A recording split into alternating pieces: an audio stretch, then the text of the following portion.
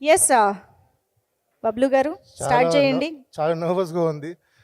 First thing రాజు గారికి, సుకుమార్ గారికి, Randy గారికి, మాస్టర్కి, బాలాజీ అన్నయ్యకి, సీనన్నయ్యకి, చిరంభయ్య అందరికీ థ్యాంక్ యూ దిల్ రాజు గారు, థ్యాంక్ యూ సో మచ్. నాకెప్పుడు మర్చిపోని ఒక special Arya. And thank you Sukku sir, thank you so much. మాటలు రావట్లేదు.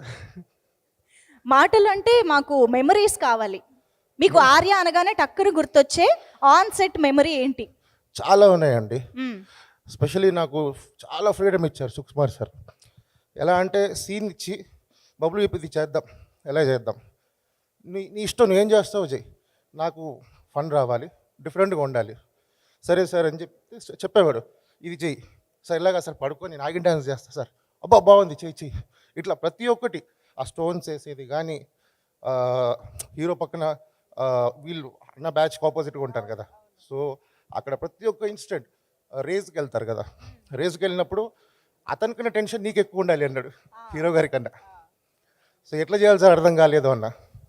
చేతిలో కోక్ బాటిల్ ఉంది, అప్పటికప్పుడు స్పాట్లో, సార్ అర్థం కావట్లేదు ఏం చేయాలి. ఆయన హీరో గారు పరిగెడుతున్నారు, బట్ నీ ఫేస్లో టెన్షన్ కావాలి, నువ్వేం చేస్తావు, నొక్కేస్తా సార్, నొక్కేసి ఇట్లా చాలా ఉన్నాయి, ఒక్కటి కాదు ప్రతిదీ. ఓకే, అసలు చాలా హ్యాపీగా వర్క్ చేస్తూ ఎంజాయ్ చేసామండి వర్క్ చాలా రోజులు. అందరూ మాస్టర్ కానీ అందరూ ప్రతి ఒక్కరు ఈ రోజుకి మిమ్మల్ని ఆర్యాలో బబ్లుగా గుర్తుపడుతూ ఉంటారు కదా బయట. యా ఆర్య బబులే అంటారు. అదే, యా వండర్ఫుల్ అండి, amazing. Thank you so much.